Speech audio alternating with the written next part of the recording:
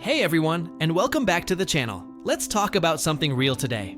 That feeling when you start a new project, a new gym routine, a new diet. You're fired up, right? You're a bullet train of pure motivation, nothing can stop you.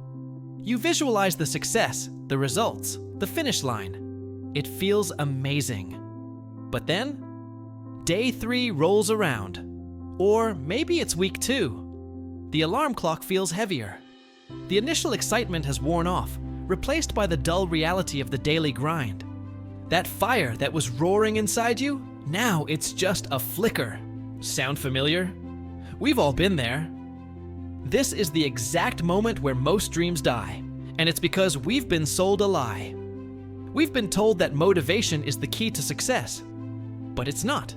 Motivation is a fair weather friend. It's a spark, not the fuel. The real unsung hero of every success story isn't motivation. It's discipline. Think of it like this. Motivation is the emotional, exciting friend who convinces you to climb a mountain. Imagine the view from the top, they shout. It's going to be epic.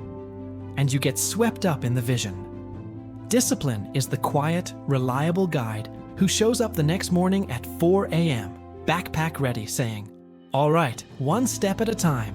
The path is this way." Motivation gets you started. Discipline keeps you going. Let's break down why this is so crucial. Motivation is based on feelings. It's an emotional state. And emotions, as we all know, are wildly unpredictable. They can be influenced by how much you slept, a comment someone made, or even the weather. You can't build a skyscraper on a foundation of shifting sand. So why would you build your life's ambitions on the shifting sands of your feelings? Discipline, on the other hand, is a choice. It's a system. It's a commitment you make to your future self. It's the decision to do what you need to do, regardless of how you feel about it in that moment. It's about showing up when you'd rather be sleeping in. It's about writing that chapter when you have zero inspiration. It's about choosing the salad when the pizza is calling your name. I remember when I first started this channel. The motivation was through the roof. I was posting videos full of energy.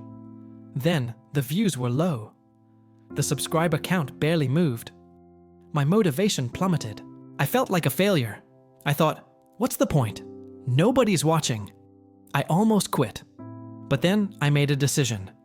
I told myself, feelings don't matter right now. The plan matters. The plan was to upload 2 videos a week. So, tired, uninspired, and full of doubt, I sat down and made the next video, and then the next, and the one after that. My actions were no longer tied to my emotional state. They were tied to my schedule. That, my friends, is the power of discipline. It's the bridge between your goals and your accomplishments. So, how do we build this muscle of discipline? It's not something you're born with, it's something you train. First, start ridiculously small. Don't say, I'm going to the gym for 2 hours every day. That's a motivation-fueled fantasy. Instead say, I'm going to put on my gym clothes and do 5 push-ups at home. That's it. The goal isn't to get shredded on day 1. The goal is to show up. The goal is to win the battle against I don't feel like it. By making the task so easy it's almost laughable not to do it, you begin to build a habit. You forge a new identity. You're not someone who wants to work out. You are someone who does work out, even if it's just for 1 minute. Second, schedule it.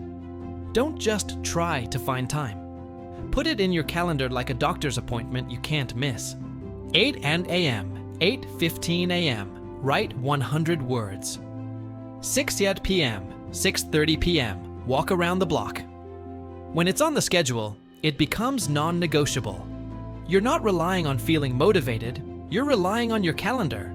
You're treating your goals with the respect they deserve. Third, remove friction. Make it easy to do the right thing and hard to do the wrong thing. If you want to eat healthier, don't have junk food in the house. If you want to wake up early, put your alarm clock across the room so you have to physically get out of bed to turn it off. Design your environment to support your discipline, not to test it. Your willpower is a finite resource. Don't waste it fighting unnecessary battles every single day. Let me introduce you to two characters. Let's call them Mike and Dave. Both want to become successful authors. Mike is the motivation guy. He waits for the muse to strike. He buys fancy notebooks, creates the perfect writing playlist, and tells everyone about the best-selling novel he's going to write. Some weeks, he's on fire, writing thousands of words, fueled by pure inspiration. But then, he hits a block. The story isn't flowing. He gets discouraged. He stops writing, waiting for that magical feeling of motivation to return. Weeks, sometimes months go by. His novel remains a collection of inspired but disconnected fragments. Then there's Dave. Dave is the discipline guy. He's not waiting for inspiration. He has a simple rule: write 300 words every single day, no matter what. Some days, the words flow like a river. He feels great. Other days, it's a struggle. He feels like he's writing complete garbage. He's tired, he's uninspired, he doubts himself. But he sits down anyway. He honors his commitment. He types out his 300 words, even if they're terrible. Because he knows that editing bad pages is infinitely easier than editing blank pages. A year passes. Mike is still waiting for his next big burst of motivation, his novel barely any further along. Dave, on the other hand, has written over 100,000 words. He has a complete first draft. It's not perfect, but it exists. He can now shape it, polish it, and turn it into something great. Dave didn't rely on a fleeting feeling. He relied on a system. He showed up. Which one of these people do you want to be? The secret is that action precedes motivation, not the other way around. We think we need to feel good to do the work. The truth is, we start to feel good because we do the work. The act of keeping a promise to yourself, of showing up when it's hard, builds self-respect. That self-respect then fuels a more stable, grounded kind of motivation. It's not the flashy, firework kind. It's the slow, steady burn of a furnace that will get you through the winter. So, the next time you feel that wave of motivation, ride it. Use that energy, but don't depend on it. Use it to build a system. Use it to set a schedule. Use it to create the discipline that will carry you forward when the wave inevitably crashes. Your future is not built on the days you feel like it. It's built on the days you don't feel like it, but you show up anyway.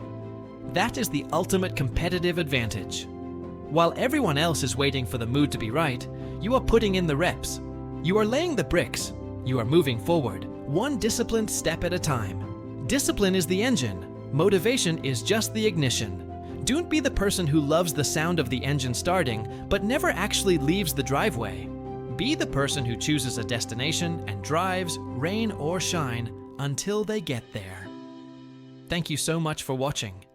If this message resonated with you, please hit that like button and subscribe for more content to help you build the life you deserve. Let me know in the comments. What is one small, disciplined action you can commit to starting today? I'd love to hear from you. See you in the next one.